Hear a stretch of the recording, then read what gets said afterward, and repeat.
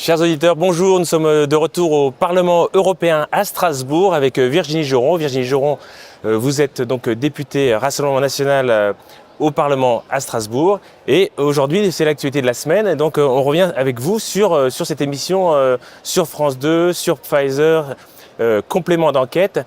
Qu'est-ce que vous avez appris? Qu'est-ce qui vous a marqué dans cette émission? Bonjour, écoutez, effectivement, c'était un reportage assez intéressant. Je regrette juste qu'il n'y ait pas eu assez de contact avec ces journalistes, puisque moi je suis membre de cette commission spéciale Covid depuis plus d'un an, et je regrette qu'ils aient fait ce reportage sans interroger finalement tous les députés européens. Surtout les Français, on va dire. Surtout les Français. Et puis moi, je suis sur le sujet depuis 3 ans. Donc je regrette qu'il n'ait pas fait ce travail parce que j'aurais pu aussi leur apporter d'autres informations. Mais en tout cas, ce que j'ai appris, c'est que, et d'emblée, et c'est très bien résumé, on a le lanceur d'alerte qui travaillait chez Pfizer, qui nous annonce la couleur, qui nous dit que Pfizer n'est pas là pour sauver des vies, entre guillemets, mais il est là pour faire du profit. Et moi, c'est ce que je vois depuis 3 ans. Et la conclusion en fait de ces 3 ans où nous nous battons pour avoir accès au contrat, on n'a toujours pas accès au contrat, la totalité des clauses du contrat sont toujours cachées. Nous n'avons toujours pas accès aux SMS malgré la demande de la médiatrice.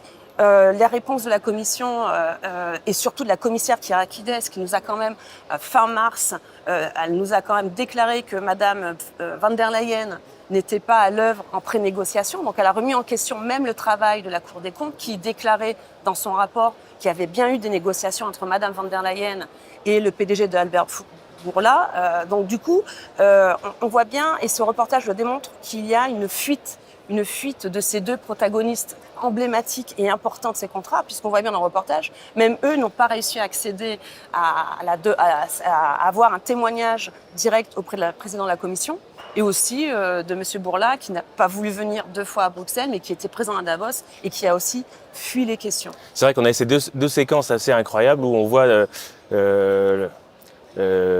ces personnes qui un peu fuient la caméra, on va dire, le long de... Ici, à Strasbourg, même sur la passerelle. À Strasbourg, sur la passerelle. À Davos aussi. Alors que juste avant, on lui avait demandé par 2 fois de venir nous présenter sa stratégie lors de la mise en place des contrats. Et il n'a pas voulu venir, il a fait envoyer quelqu'un d'autre à sa place. Et ça c'est bien parce que ça démontre effectivement tout ce que nous, on a vécu de l'intérieur. Un mépris, moi j'ai envie de dire, et aussi un manque de transparence parce que c'est vraiment tout ce que nous, on dénonce au terme de notre mandat, puisque nous, notre mandat de parlementaire, c'est de contrôler ce que fait la Commission. Et elle n'a pas pu nous donner accès à ces demandes. Et pour le coup, moi je regrette aussi que dans le reportage, on voit une députée de Renew qui s'exprime. Et on a même l'impression qu'elle serait contre un petit peu ces négociations qui ont été faites, mal négociées avec Madame van der Leyen et Bourla. Et en fait, moi, dans la commission, j'ai jamais vu aucune critique concernant ces négociations, si ce n'est, et en plus, quand nous avons demandé la levée des badges de Pfizer, effectivement, le parti de Macron a refusé la levée des badges. Donc il y a un double discours. Là aussi, je veux remettre les choses en place parce qu'on a l'impression effectivement qu'il y aurait une certaine opposition. Moi, je regrette qu'il n'y ait aucune opposition et on verra peut-être si on a le temps d'en parler. C'est le rapport qui découle de cette commission spéciale Covid, puisqu'il y a un rapport qui en découle avec des recommandations qui sont répertoriées sur presque 44 pages. Et on voit bien qu'il n'y a aucune critique, il n'y a aucune remise en question sur tous ces travers concernant l'opacité, les négociations qui ont été faites. Et là aussi, on le voit dans le complément d'enquête, on a l'impression que ça a été fait par des gens inexpérimentés.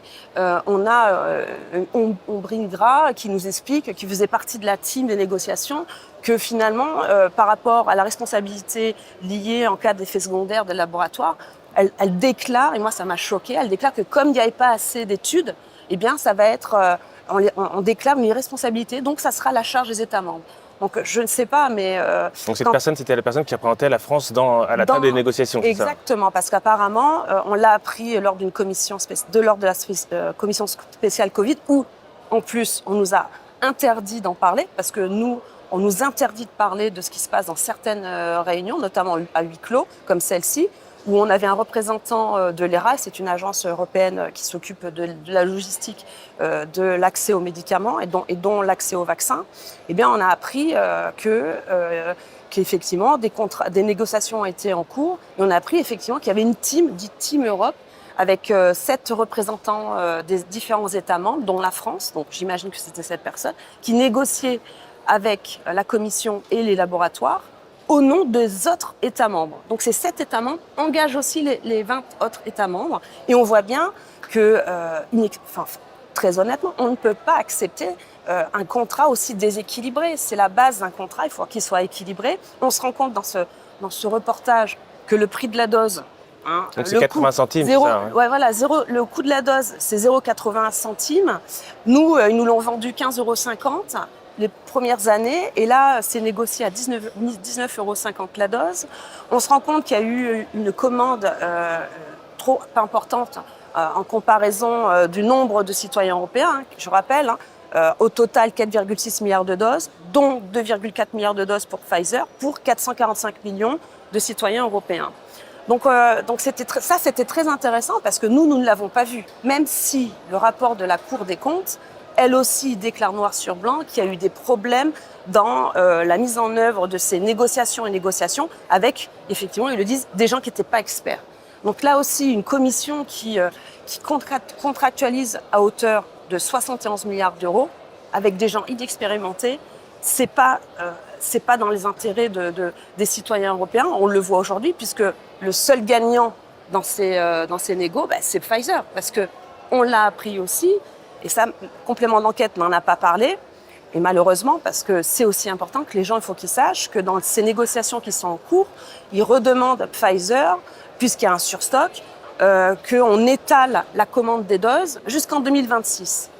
En même temps, on a appris que l'OMS levait l'état d'urgence en matière de pandémie Covid, mais quand même, Pfizer veut continuer à vendre et à livrer une partie des doses. Mais par contre, la négociation avec la Commission indique qu'ils sont en train de négocier pour annuler des doses. Alors on se dit pourquoi pas annuler des doses puisqu'il y a eu un surstock, mais l'annulation de la dose, elle va coûter 10 €. Donc là aussi, c'est un non-sens, c'est pour moi une gabegie énorme. On ne peut pas donner à Pfizer 10 € pour rien. Alors, je veux dire, dans quel monde on vit ? Donc très intéressante documentaire avec effectivement la mise en avant de ces lanceurs d'alerte et ces témoignages aussi. Il y a aussi eu ce témoignage d'une victime d'un effet secondaire grave, on peut le dire, et qui est un peu bouleversant. C'est vrai que c'était une des premières fois qu'on voyait ça sur une télévision française. Enfin, parce que c'est vrai que là aussi c'est un sujet tabou. Parler d'effets secondaires, c'est un sujet qui est refusé, hein, on l'a vu lors des auditions. Le mot effet secondaire n'a jamais été utilisé, notamment par le laboratoire Pfizer quand je les ai interrogés. On a déposé 3 résolutions pour demander à l'ouverture d'un fonds d'indemnisation pour les effets secondaires, puisqu'on se rend, grâce à ce complément d'enquête, on se rend compte qu'effectivement, il y a une déresponsabilisation des laboratoires, donc c'est pas eux qui payent. On se rend compte dans ce complément d'enquête qu'il y a des effets secondaires, même si on veut pas en prendre acte. Hein. Ça, on l'a vu avec l'Agence européenne du médicament, où elle n'a pas voulu entendre ce témoignage que je partageais. Et puis on le voit bien. Moi, tous les jours, je suis sollicitée avec différents témoignages. On m'envoie des lettres, on m'envoie des vidéos, on m'envoie des courriers. Bon, donc là, on a effectivement la preuve, en fait, concrète et aussi visible, parce que le problème, il est là. Jusqu'à présent, c'était assez invisible, ces témoignages, ou alors on nous taxait de gens qui faisaient de la fake news, ce qui est faux. Et je le regrette parce qu'il y a quand même des vies derrière ces témoignages. Et le problème, là vraiment, qu'on va mettre en avant, c'est qui va payer.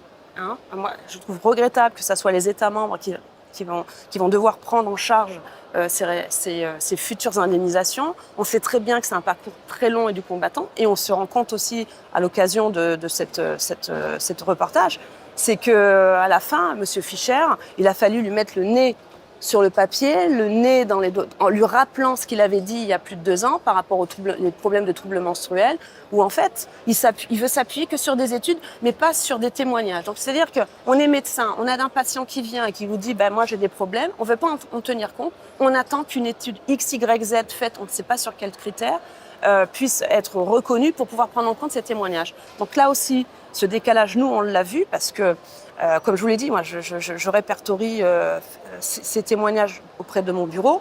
On le voit aussi avec les rapports de pharmacovigilance qui fait état de différents effets secondaires. On le voit aussi avec le drap vigilance. Et on sait aussi que c'est qu'une partie émergée de l'iceberg. À peu près 10% de cas sont répertoriés. Mais effectivement, ça permet enfin de montrer aux gens que d'un côté, il y a eu des problèmes avec ces négociations de contrat, qui est toujours d'actualité.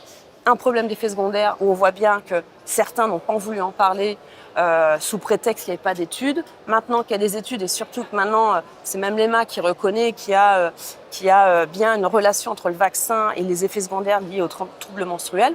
Mais après, ça ne va pas plus loin. Est-ce qu'on ne va pas aller plus loin dans la recherche? Est-ce que ça ne pose pas des problèmes de fertilité, j'ai envie de dire? Parce que là aussi, on n'a pas de recul. Apparemment, ça n'engage pas aussi la volonté d'ouvrir des études, parce que là, ça serait intéressant de voir si depuis 3 ans, il n'y a pas une baisse de taux de natalité. Est-ce qu'il n'y a pas plus de fausses couches? Et donc, ça serait intéressant, puisque si d'un côté, on dit bien qu'il y a un problème lié entre le vaccin et les troubles menstruels, c'est quoi les conséquences? Alors, ce qui était bien dans ce reportage, c'est qu'on a vu une suite un peu de pratiques un peu agressives de Pfizer, donc aussi bien en Afrique, donc une sorte d'essai un peu sur des enfants au Nigeria. J'invite les auditeurs à regarder donc ce reportage d'1 heure sur France 2, complément d'enquête. Donc c'est le scandale Nigeria, le scandale du Bextra. On reviendra peut-être une autre fois sur ce sujet. Oui, on avait posé une question écrite aussi à la commission parce que c'est effectivement. Mais on sait très bien que Pfizer, depuis des années, a utilisé ces pratiques. Elle a été condamnée. Je crois qu'elle a toute une liste à la Prévert de condamnations. Et c'est vrai que... Il y avait soupçon aussi d'évasion fiscale. Voilà, c'est ça. Alors ça vous aviez évoqué le sujet il y a peut-être 2 mois ou 3 mois. Exactement. Vous avez posé la question sans avoir de réponse. Et donc ça aussi, c'était intéressant de voir qu'ils aussi se sont saisis de cette histoire. Parce qu'ils se sont rendus compte qu'effectivement, il y a une optimisation fiscale bien en amont du contrat. Donc là aussi, on pourrait se poser la question, comment ils savaient que, hasard ou pas, coïncidence ou pas, quelques temps après, il allait avoir ce gros contrat qui allait permettre effectivement défiscaliser ou optimisation fiscale, puisque ça fait moins peur et c'est plus agréable à entendre pour ces laboratoires. Mais effectivement, on se pose la question, savoir pourquoi il y a eu cette optimisation fiscale juste avant la contractualisation de ces contrats, où on voit bien que des milliards d'euros étaient engagés. Et ça, effectivement, vous pouvez retrouver sur ma page du site parlementaire ces questions et on attend les réponses parce qu'effectivement, ça pose question parce que pas que sur l'optimisation fiscale. Est-ce qu'il n'y a pas eu des lits d'initiés, j'ai envie de dire, pour savoir qu'avant, ils allaient obtenir le contrat le plus important? Alors, donc on a parlé de ce complément d'enquête, donc il faut vraiment voir... aller sur le site pour voir la rediffusion. Mais ce qui est marrant aussi dans le complément d'enquête, c'est qu'ils se sont fait bannir de Twitter. Ah oui, c'est vrai. Ça, c'est important. Parce qu'ils ont osé aborder un sujet de manière, on va dire, objective, pour le coup. Et c'est quand même un service public qui l'a publié. Et donc, comme ils sont rentrés avec des mots clés, j'imagine, Pfizer, vaccin, Covid, effets secondaires, donc ils sont rentrés dans la sphère de soi-disant code de la désinformation. Et donc, ils ont sauté, on va dire, pendant 48 heures. Donc, le compte a sauté. Donc, c'est un exemple aussi très intéressant parce qu'on l'a vu aussi pendant ces 3 ans. Toute opposition, ou en tout cas tout débat autour de ces questions ont été bannis de ces plateformes parce qu'il y a une volonté de la commission, c'est écrit noir sur blanc, il y a une communication express, et même je le vois dans le rapport, dans le rapport c'est intéressant de voir où en fait il y a une lutte contre tout discours qui finalement ferait peur aux gens et qui pourraient hésiter d'aller se faire vacciner. Et donc là, on le voit, complément d'enquête, ils ont subi finalement cette politique de la commission sur la censure concernant ce sujet. Et on le voit dans le rapport sur les effets secondaires. À aucun moment, sur ces 44 pages, on prend en compte les victimes, le nombre de cas d'effets secondaires, je crois, qui sont répertoriés par Eudra Vigilance. On est à plus de 1 million de cas graves. 1,7 million, oui, c'est ça. 1,7 million de cas graves. Donc, à aucun moment, on parle de ces rapports. Par contre, il y a un article qui précise que les autorités nationales, la Commission, ne doivent pas parler d'effets secondaires sous prétexte que ça va engager une hésitation vaccinale, ce qui est scandaleux.